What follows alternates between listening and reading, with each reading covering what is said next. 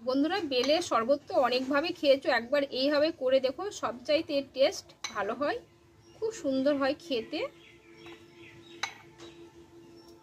নমস্কার বন্ধুরা, আমি কাকুলি কিচেন হাউসে সবাইকে স্বাগত জানিয়ে প্রতিদিন কেমন তোমাদের কাছে নতুন রেসিপি নিয়ে চলে এসেছি। তা আজকে রেসিপি আশা করি ভালো লাগবে। এখন তো গরম পড়ে গেছে, আজকে কোনো রান্নার রেসিপি না, আজকে আমি তোমাদের বানিয়ে দেখাবো বেলের শরবত। তোমরা তো সবাই জানো বেলের অনেক গুণাগুণ আছে। বেলের শরবত খেলে শরীরও ঠান্ডা থাকে, হজম শক্তিও বাড়ায়। তাই সেইটাই আমি নতুন পদ্ধতিতে আমি শরবত বানিয়ে দেখাবো। তা কীভাবে করছি তোমরা প্রথম থেকে শেষ অবধি দেখতে থাকো, আশা করি ভালো লাগবে। দেখো বন্ধুরা, এই বেলটা কিন্তু গাছ পাকা বেল, কিন্তু পাট থেকে দেখো বন্ধুরা পুরো ফেটে গেছে। তোমরা কালারটা দেখলে বুঝতে পারবে, একদম পুরো গাছেই পেকে গেছে। তাই পাটতে গেলাম কিনা পরে ফেটে গেল। তাই বেলটাকে ভালোভাবে পরিষ্কার করে আমি আগে ছাড়িয়ে নেব। দেখো এই বেলটাকে কিন্তু আমি পুরো ছাড়িয়ে নেব। বেলের যে বীজগুলো আছে, বীজগুলো সমেত আমি একই সঙ্গে কিন্তু ভালোভাবে তুলে নেব এইভাবে। আর কত সুন্দর কালার দেখো, আর সুন্দর একটা গন্ধ আসছে। গাছ পাকা বেলের একটা একটা সুগন্ধই আলাদা। এইভাবে ভালোভাবে আমি আঁচড়িয়ে নেব।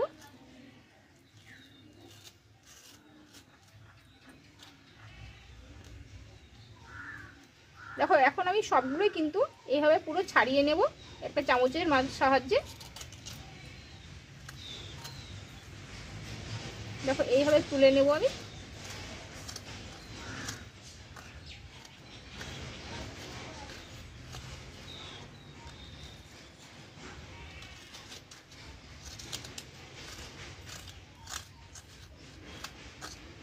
দেখো এটা কিন্তু অর্ধেকটা কিন্তু আমি ছাড়িয়ে নিলাম। এবার এটা তুলে নেব।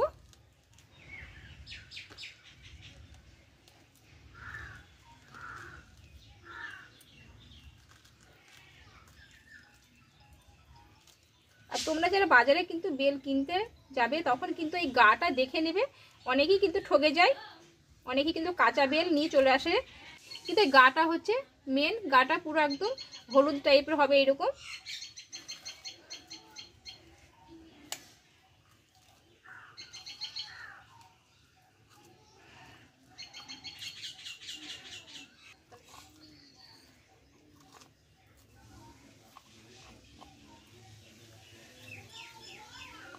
দেখো বেলটা আমি কিন্তু সম্পূর্ণ ছাড়িয়ে নিলাম। দেখো বেলটা কিন্তু সম্পূর্ণ তুলে নিলাম। এইভাবে কিন্তু আমি হাত দিয়ে একটু এইভাবে মুচিয়ে নেব।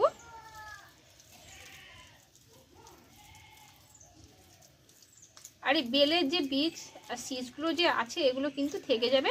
আমি এবার এখানে অল্প অল্প করে একটু জল দেব। জল দিয়ে ভালোভাবে আমি মুচিয়ে নেব।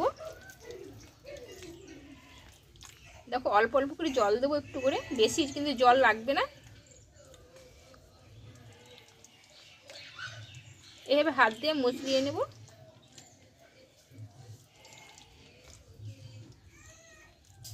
দেখো এইভাবে হাত দিয়ে মুচড়িয়ে আমি যতটা সম্ভব কিন্তু ততটাই বীজগুলো আমি নেব।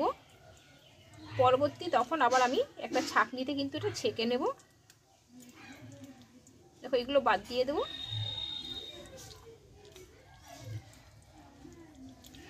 আর অল্প একটু জল দেব। কিন্তু এই বেলের শরবত খুব পাতলা করা যাবে না।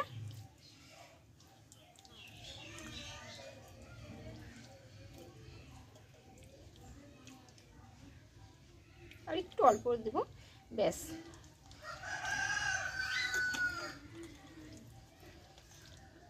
দেখো হাত দিয়ে ভালোভাবে আমি মুচড়িয়ে নিয়েছি।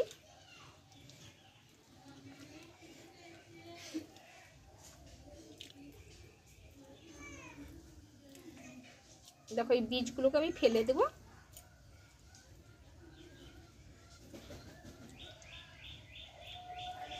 যতটা সম্ভব এইভাবে হাতে আমি বীজগুলো ধরে নেব।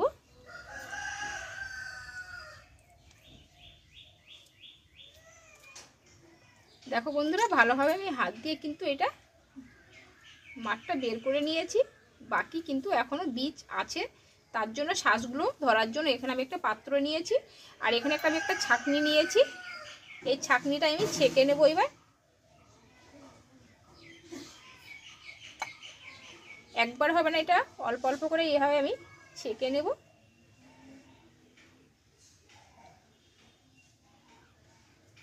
এটা আমি হাত দিয়ে করছি, তোমরা একটা চামচ দিয়ে করতে পারো।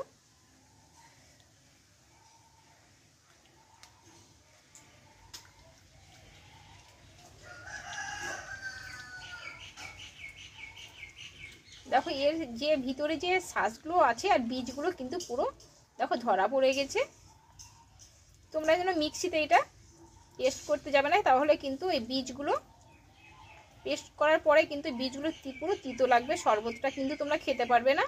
যতটা সম্ভব এইভাবে হাত দিয়ে মুচড়িয়ে করবে। দেখো এটাই ফেলে দেবো আমি, বাকিটাও আমি এইভাবে ছাঁকনি ছেঁকে নেব।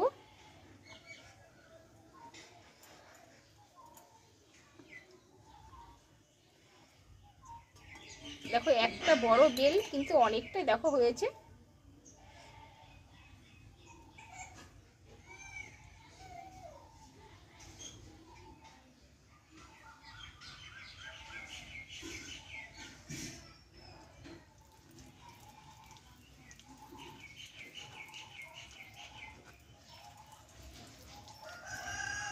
দেখো বন্ধুরা পুরো বেলের মাঠটা কিন্তু আমি বার করে নিয়েছি। এবার এই বীজগুলোকে আমি ফেলে দেবো।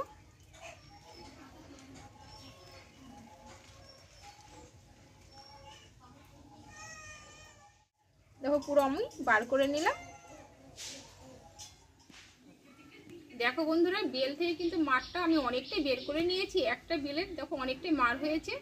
আর বেলের তো তোমাদের আগেই বলেছি অনেকই গুণাগুণ আছে, কিন্তু এই বেলের শরবতটা তোমরা কিন্তু গুড় দিয়েও করতে পারো। গুড় তো আখের গুড়টা, কিন্তু আখের গুড় খেলে শরীর ঠান্ডা থাকে। আর তোমরা এই চিনিটা না দিয়ে কিন্তু গুড় দিয়েও করতে পারো। আর এতে কিন্তু অল্প একটু তোমরা দুধ দিতে পারো, ঠান্ডা দুধ, কিন্তু গরম দুধটা, ঠান্ডা দুধ আর গুড় দিয়ে শরবতটা করলে আরও একটু সুন্দর লাগবে। কিন্তু আমি এই দুটো জিনিস ছাড়াই তোমাদের শরবতটা বানিয়ে দেখাবো আজকে। দেখো এখানে হাফ চামচেরও কম আমি নিয়েছি বিট লবণ, আর এখানে নিয়েছি আমি 3 চামচ মতো চিনি। তোমরা মিষ্টির ভাবটা একটু বুঝে নিতে পারো, আমি আমার মতো করে নিয়েছি। এটা সম্পূর্ণ এইভাবে একটু মিশিয়ে নেব।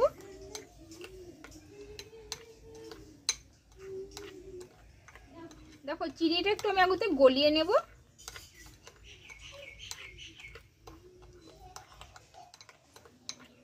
দেখো বেলের শরবতে কিন্তু গুড়টা দিলে কিন্তু একটা আর একটু অন্যরকম গুণ পাওয়া যাবে, কিন্তু আমি একটু চিনি দিয়েই বানিয়ে দেখালাম তোমাদের। এইবার একটু অল্প করে আমি জল দেব।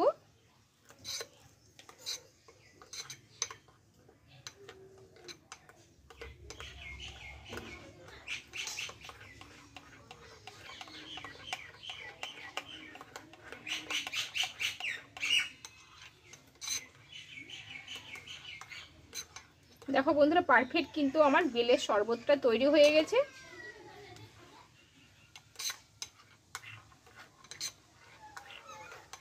দেখো বন্ধুরা পারফেক্ট কিন্তু আমি বেলের শরবতটা তৈরি করে নিয়েছি। আর আমি পুরো নর্মাল জল দিয়ে কিন্তু শরবতটা তৈরি করলাম। চিনিটা পুরো দেখো গলে গেছে। আর তোমরা এটা ঠান্ডা জল দিয়েও করতে পারো।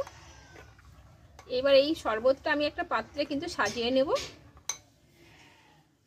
এখানে দুটো আমি কাচের পাত্র নিয়েছি, এতে আমি এক টুকরো করে বরফ দিয়ে দেব।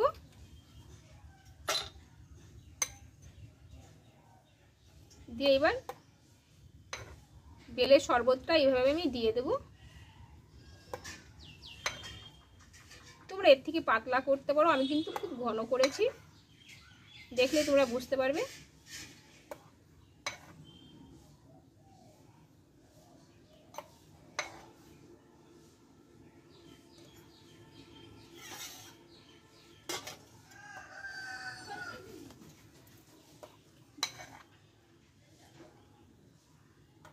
বন্ধুরা বেলের শরবত তো অনেকভাবে খেয়েছো, একবার এইভাবে করে দেখো, সবচাইতে এর টেস্ট ভালো হয়, খুব সুন্দর হয় খেতে।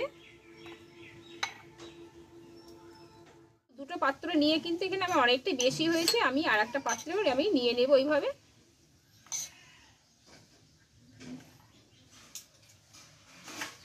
বেলটা কিন্তু অনেকটাই বড় ছিল, সেই জন্য অনেকটাই কিন্তু শরবতটা হয়ে গেছে। আর এখানে এক টুকরো কিন্তু বরফ দিয়ে দিলাম। আর এখানে একটু আমি পুদিনা পাতা দিয়ে দিলাম, তাতে দেখতে একটু ভালো লাগবে। বন্ধুরা, তাহলে আমার বেলের শরবতটা তৈরি হয়ে গেল খুব সহজভাবেই। তা তোমরা বাড়িতে একবার ট্রাই করতে পারো, আশা করি ভালো লাগবে। তা আমার বেলের শরবতটা কেমন লেগেছে কমেন্টে জানাবে, ভালো লাগলে একটু লাইক করে দিও। আর যে সকল বন্ধুরা আমার নতুন, চ্যানেলটা সাবস্ক্রাইব করে পাশে থেকো। আবার পরে তোমাদের কাছে অন্য কোনো নতুন রেসিপি নিয়ে আসবো। ভালো থেকো, সুস্থ থেকো, টাটা।